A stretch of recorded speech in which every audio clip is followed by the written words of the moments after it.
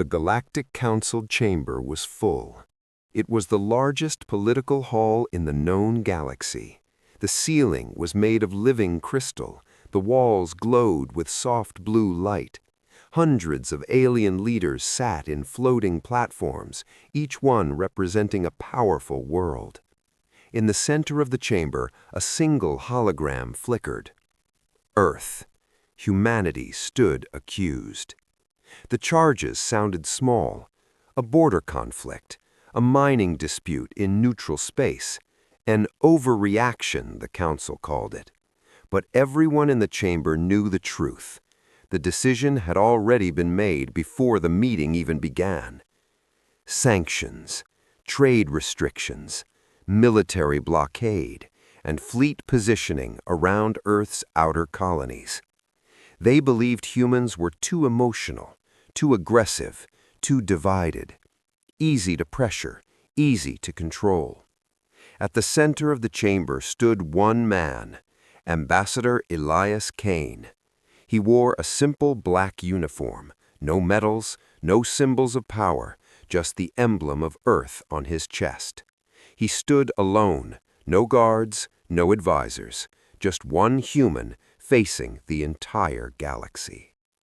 The council speaker, a tall, silver-skinned being, looked down at him. "Humanity has acted beyond its authority," the speaker announced. "The council will now vote." A quiet wave of agreement passed through the chamber. Kane did not interrupt. He did not argue. He did not raise his voice. Instead, he looked around the room slowly, calmly, almost disappointed. When the speaker finished listing the punishments, Kane finally spoke. His voice was steady. "You think this ends with sanctions?" The chamber grew quiet. Some leaders laughed softly. Others looked annoyed. The speaker responded coldly. "Humanity should be grateful we are choosing peace." For a brief second, the lights above flickered, just once. Several council members shifted uncomfortably. Kane did not smile. He simply nodded once. Far away, beyond mapped star systems, something moved in the dark. But no one in the chamber knew that. The vote began. One by one, species cast their decision. Guilty. Sanctions approved. Blockade authorized. Fleet deployment confirmed. The final vote echoed through the chamber. Decision complete. Earth was officially isolated. Council fleets began moving immediately. Massive warships formed a ring around key human trade routes. Communication buoys activated along the outer rim. The galaxy believed it had made an example of humanity. Then, the first communication buoy went dark. A technician inside the Council command network frowned. Signal lost. Seconds later, another buoy went silent. Then another and another. No explosions, no distress signals, no debris, just silence. Council officers tried to re-establish contact. Nothing. Ships stationed near Earth suddenly reported interference, then static, then complete signal failure. Entire fleets lost connection to Central Command. Inside the chamber, whispers began to spread. Confusion, concern, fear. The speaker demanded answers. None came. And through it all, Earth said nothing. No angry broadcast, no threats, no military response detected. Just quiet, a deep, controlled silence. Then a final transmission appeared on the central screen. It was short, only 4 words. "Humanity accepts your decision." Ambassador Kane's hologram disappeared. The chamber lights dimmed again. For the first time in Galactic Council history, no one felt in control. Because the most dangerous enemy is the one that does not argue, the one that prepares. And somewhere in the darkness beyond known space, human fleets were already in position. The Council just didn't know it yet. The Galactic Council believed Earth was divided. They believed humans argued too much. Different nations, different leaders, different opinions. To the Council, humanity looked weak, unstable, easy to break apart. They were wrong. For decades, humanity had prepared for this exact moment. Not for war, for betrayal. Humans had studied galactic politics carefully.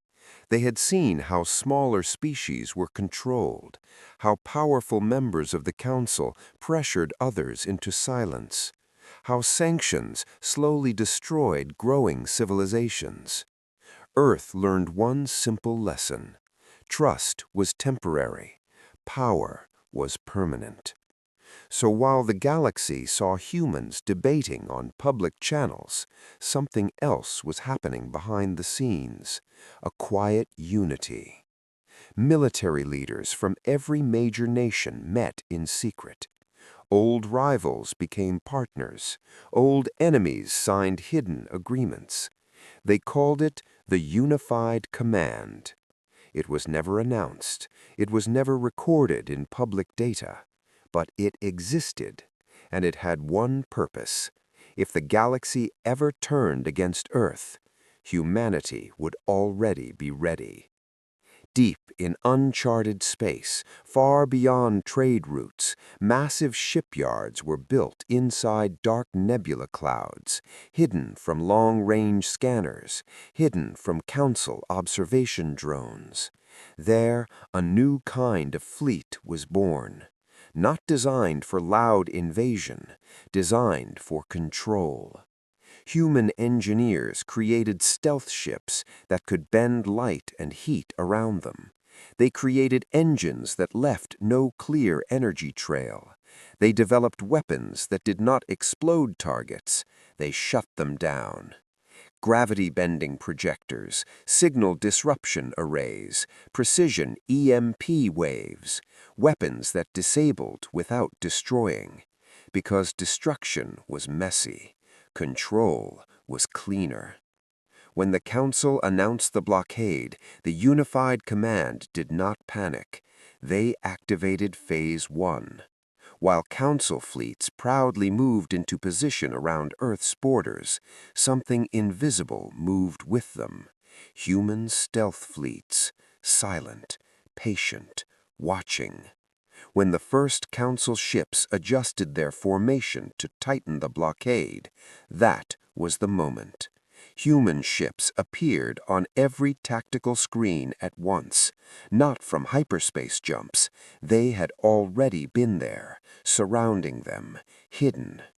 Council captains shouted orders, weapons systems powered up, and then shut down instantly.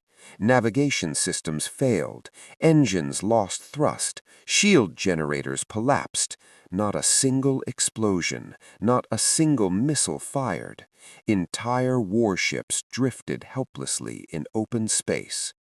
Crew members stared at dark control panels. No damage alarms, no hull breaches, just total loss of control. Within minutes, dozens of Council ships became powerless metal shells.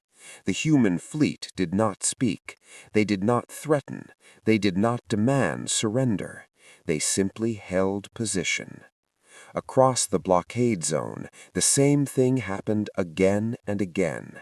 Every Council ship disabled. Every communication link jammed. Every escape route monitored. Inside the Galactic Council chamber, reports began to flood in. Fleet after fleet had gone silent. Emergency signals came through briefly, then disappeared. Panic spread quickly. Military analysts ran simulations. There was no battle, no visible attack, just precision, perfect timing, perfect coordination. One Council general finally whispered the truth. This was not emotional retaliation. This was not anger. This was not a human outburst. This was planned. Years ago, maybe decades ago, humanity had never been divided. They had been pretending. And now the Council understood something terrifying. They had not just punished Earth, they had triggered a strategy that had been waiting patiently in the dark. And Earth still had not sent a single message. The silence was no longer confusion, it was control. For many hours, the galaxy waited. Council fleets were disabled. Communication was unstable. Fear was spreading, and still Earth had not spoken. Then, suddenly, every major communication network in the galaxy activated at the same time. Trade stations, military channels, civilian news feeds, private government lines. One message appeared everywhere. It was not long. It was not dramatic. It was simple. You will not threaten our species again.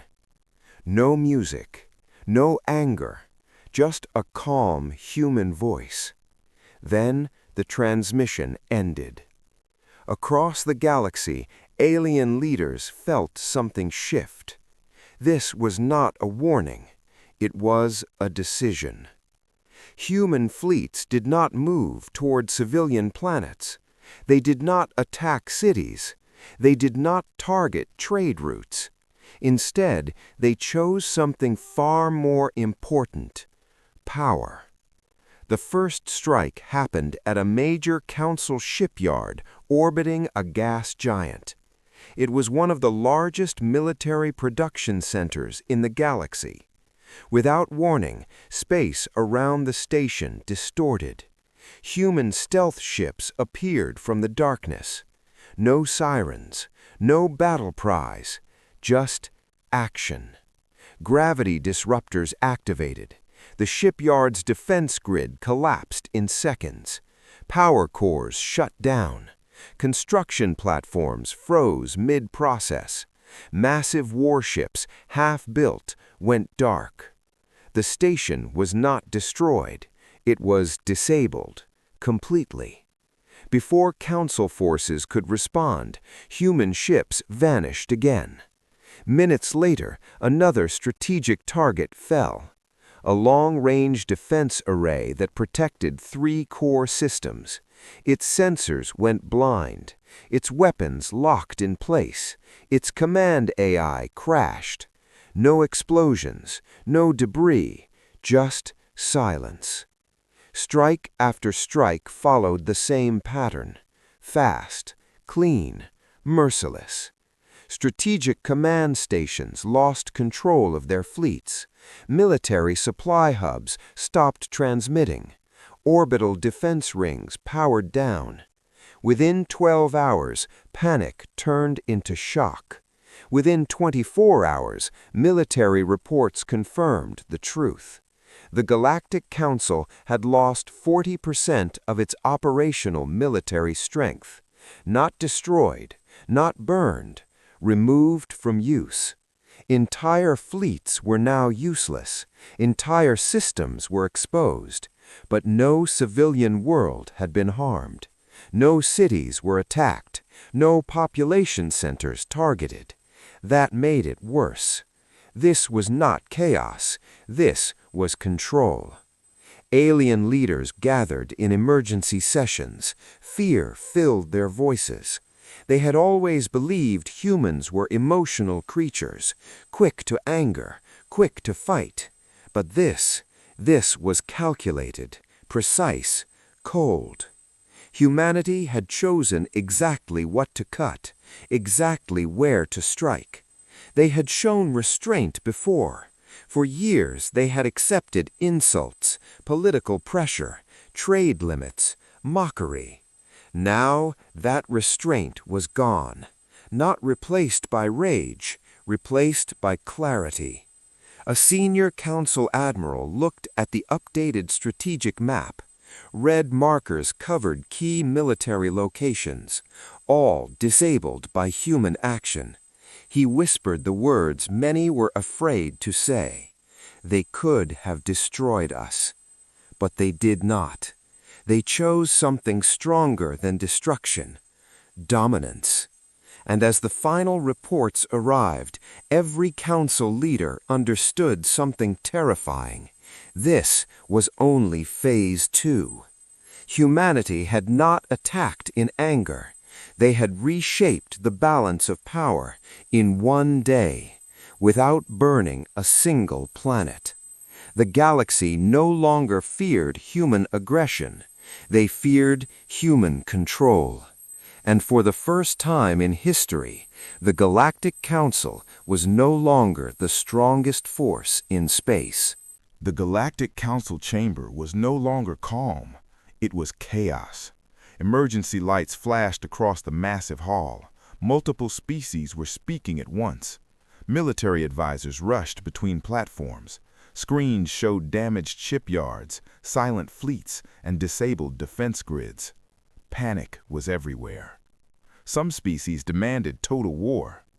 "They must be crushed now," one reptilian warlord shouted. Others were afraid. "If we attack, they may destroy everything," another leader whispered. No one agreed. No one felt safe. Then new intelligence reports arrived. Human fleets were no longer striking military targets. They had moved. Strategic scans showed something terrifying. Human warships were positioning themselves near every major council capital world, near the most powerful planets in the galaxy. But they were not attacking. They were simply waiting, silent, motionless, like shadows in orbit. Defense systems on those planets locked on to the human ships.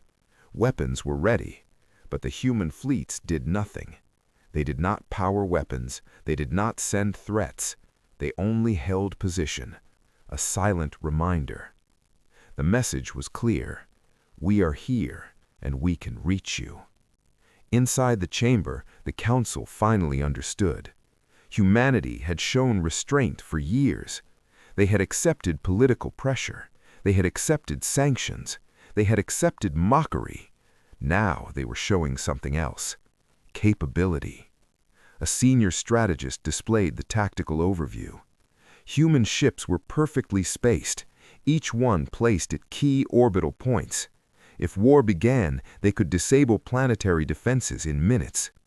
Every simulation showed the same result. The Council could not win quickly, and a long war would destroy both sides. For the first time in history, the Galactic Council was not the strongest force in space. Silence slowly replaced shouting in the chamber. Fear replaced anger. Then the central hologram activated. Ambassador Elias Kane appeared once more. He stood in the same calm posture as before. No medals, no guards, just a human representative. The chamber grew quiet immediately. Kane looked around at the alien leaders. His voice was steady. "You tried to make us small," he said calmly. The words were not loud, but they carried weight. Now you understand why that was a mistake.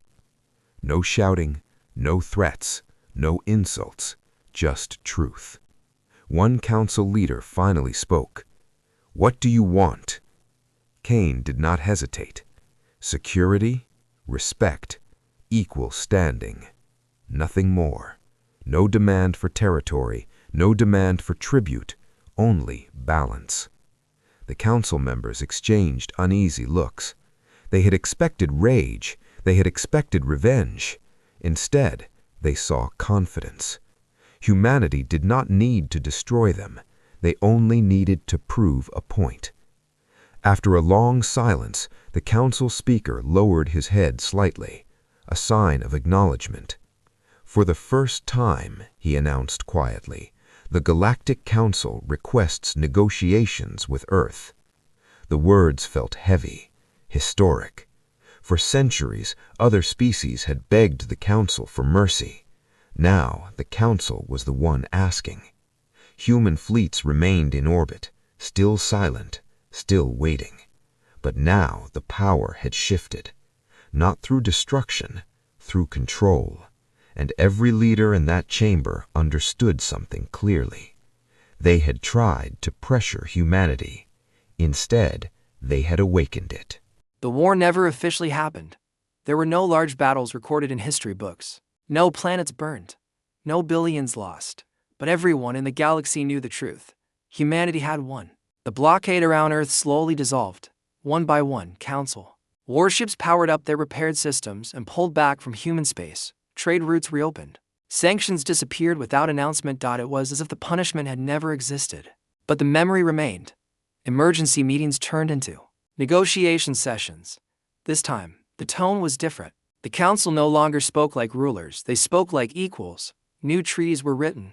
New laws were agreed upon. Human representatives sat at the center of the table, not at the edge. This time, humanity wrote the rules. Equal defense rights, independent military authority. Shared oversight of future sanctions. No species could isolate another without full investigation. The Galactic Council still existed. Its chambers still glowed with crystal light. Its leaders still gathered to debate.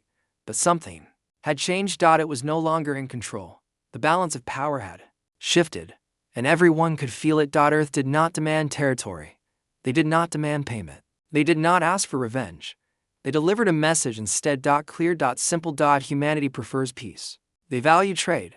They value cooperation. They value stability. But if cornered, if threatened, if treated as weak, they do not hesitate. Human fleets slowly withdrew from orbit around the major council capitals. They left without ceremony, without victory parades. They had made their point. In one quiet system near the council's core worlds, a young alien officer stood on the bridge of a recovered defense ship. He stared at a tactical display showing the last human vessel jumping to hyperspace. The officer swallowed nervously. He turned to his commander. "Will humans attack again?" he asked softly. The older commander watched the empty space where the human ship had been.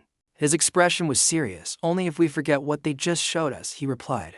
The young officer nodded slowly, because everyone understood now. Humans were not reckless. They were not emotional monsters. They were patient. They endured pressure. They tolerated insults. They waited. And when the moment came, they acted with precision, with unity, with control. Back on Earth, Ambassador Elias Kane stood on a balcony overlooking the lights of a peaceful city. Ships moved calmly in the night sky. Trade was flowing again. Communication lines were stable. A staff officer approached him. "Sir," she asked quietly, "was it worth the risk?" Kane looked at the stars. "It was not about winning," he said. "It was about being respected." The galaxy had learned something important. Power is not always loud. Sometimes it waits in silence. Sometimes it prepares while others argue. And sometimes it only moves once. The final records of the crisis were sealed under a simple title: The Silence Conflict. No official war. No official victor. But every species remembered. Because the most dangerous species in the galaxy is not the loudest. Not the biggest. Not the oldest. It is the one that waits patiently. And when pushed too far, never pushes twice. The stars remain quiet, but the balance of the galaxy would never be the same again. Fade to black.